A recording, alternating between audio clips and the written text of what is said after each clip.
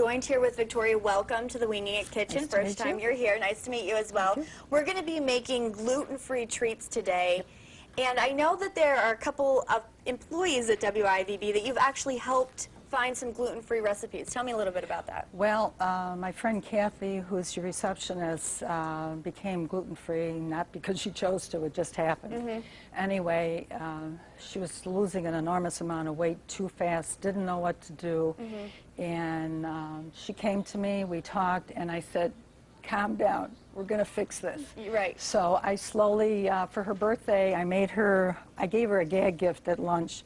And then after that, I gave her a box of gluten-free peanut butter cookies, and then we strolled through Wegmans, and I showed her to think out of the box when you go shopping, because you don't have to give an arm and a leg to buy the food for gluten-free.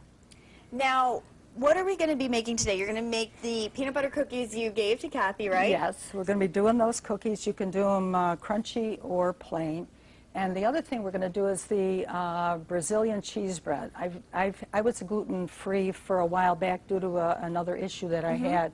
And what the gluten does is it calms your system down. Okay. And this way, sometimes when you calm your system and you slowly go back in, it's in a lot better state. But the worst part of this whole thing is when you can't actually have bread to eat. And that's probably the biggest thing that most people miss. So we're going to be making a wonderful cheese bread that can kind of substitute as bread. I think there's a list of ingredients that you're seeing there on your screen.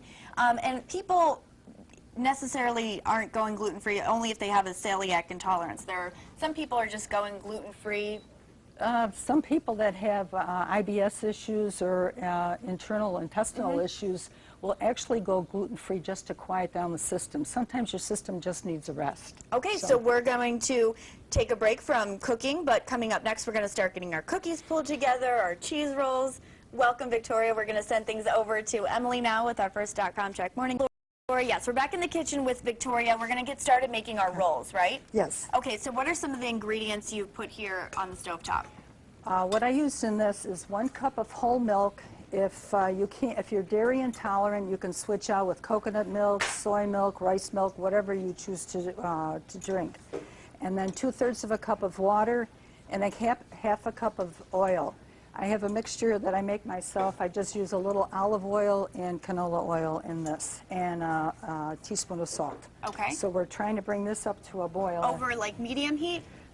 Over medium heat. Once it looks like it's swirling and whirling, then we're going to dump the hot milk right into 4 cups of tapioca flour. Oh, okay. And can I show the bag? Or? Yeah, sure, of course. And probably chucked we it have already, Kathy here, our receptionist, actually helping you out today with yes. everything in the kitchen. So if you see her around here in the segment, that's Kathy, and you have helped her get some gluten-free recipes so she can. Okay, so now what do we do after we pour this in? What's going to be our next step? The next step is we're going to mix this, and then it's going to get into a ball, a real kind of a lumpy-looking ball. It'll have a resemblance of cottage cheese.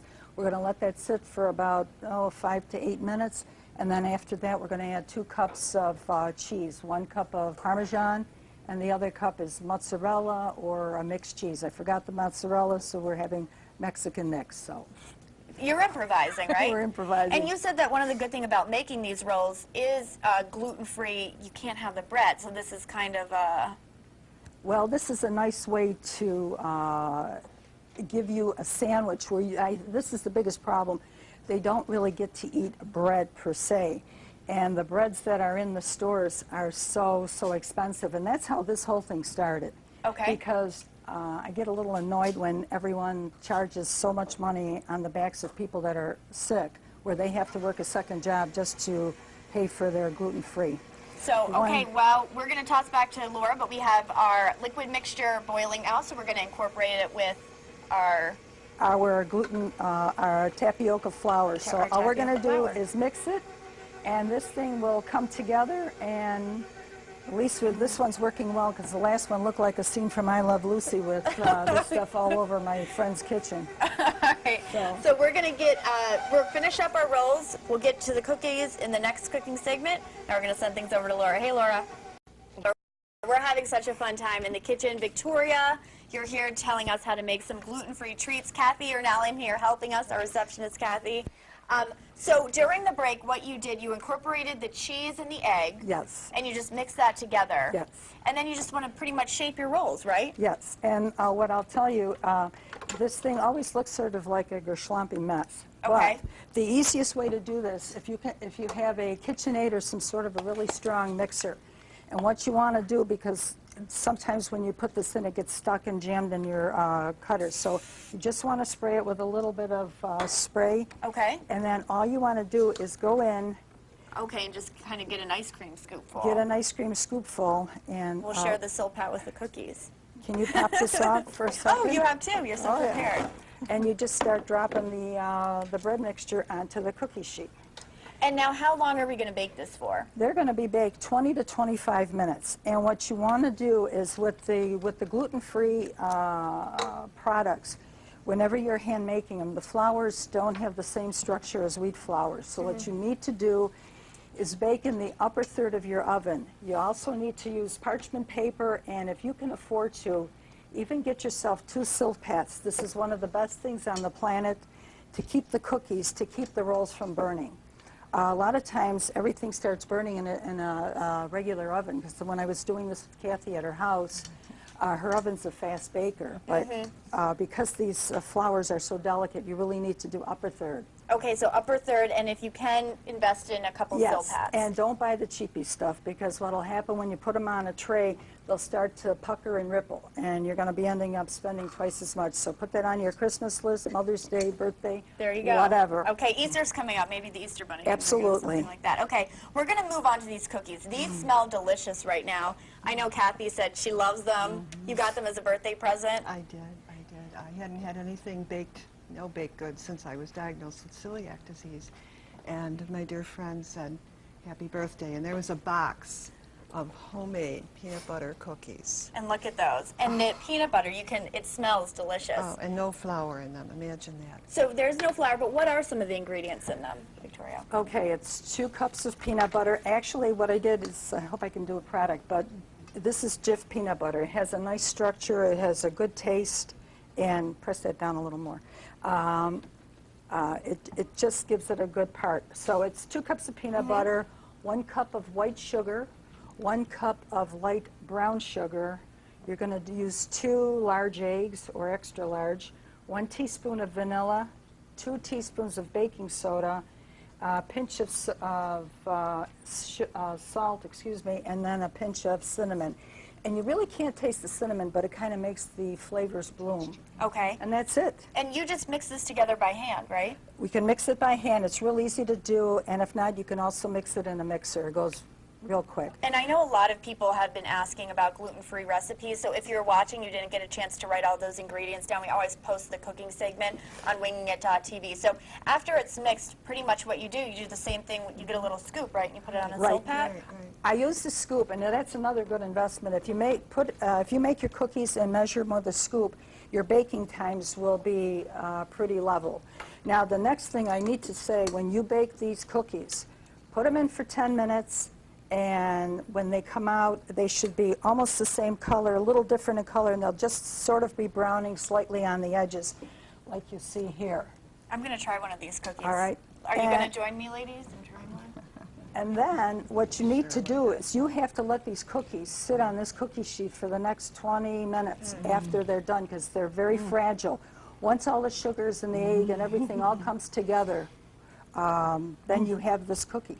And they're delicious. They Aren't they taste good? just like a you wouldn't know that it's gluten-free cookie. You could probably eat 3 of those and not feel like your tummy's full. So the key to these is to let it sit until they kind Let of it settle a sit. little So bit. by the time we're probably done, this one will be ready to come out of the oven, or be out of the oven. You'll at least get the chance to see how fragile these are when they're first baked. Now we have about 30 seconds left. I want to ask you quickly, say, there's a person in your family gluten intolerant. You put the rolls in the freezer, you have burgers one night, take out one of those rolls and keep using them like Yes.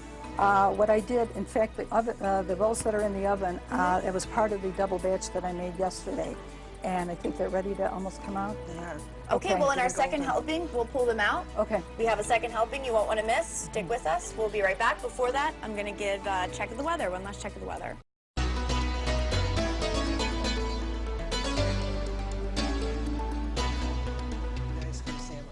Well, that's on the list. Okay, welcome back. We're just figuring out our plans for the second helping. We have had such a good time in the kitchen going gluten-free today. Victoria, thank you so much for being here. So these rolls, I'm going to try one. And you were telling me hot. during the break, here, I'll split one with Kathy then. Just break it open so you can actually see, and it's all that cheese on the inside of the roll. These yummy. rolls can be made larger. You can take the rolls, roll it in the tapioca flour, make it flat. You can make a pizza out of it, or you can slice this roll in half and have mini pizzas for the kids if you have gluten-free children. But you can just you can make baked brie with it, but you just treat it like any other dough, but you're rolling it out on the tapioca flour. Those are delicious. You can make them larger for burgers. You just have to cook them longer. Okay. And then what are we going to do for our second helping? These cookies, you were saying too, from start to finish, 40 minutes. 40 minutes. And the That's only fabulous. reason it's 10 minutes to put together, 10 minutes to bake, and you've got to cool them on the trays for 20.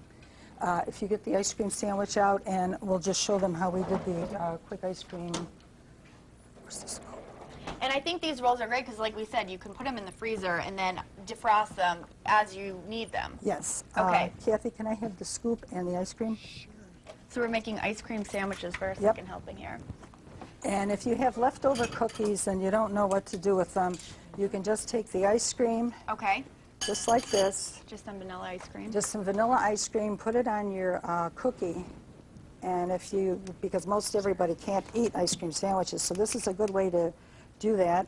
And just take a second cookie, put it on top. If you want it plain, you can have it. If not, you can just roll them into some nuts or into some chocolate chips. awesome? I have to say, And- Kathy, you have to be loving these recipes because you can eat cookies, go. rolls, I know. you can continue to.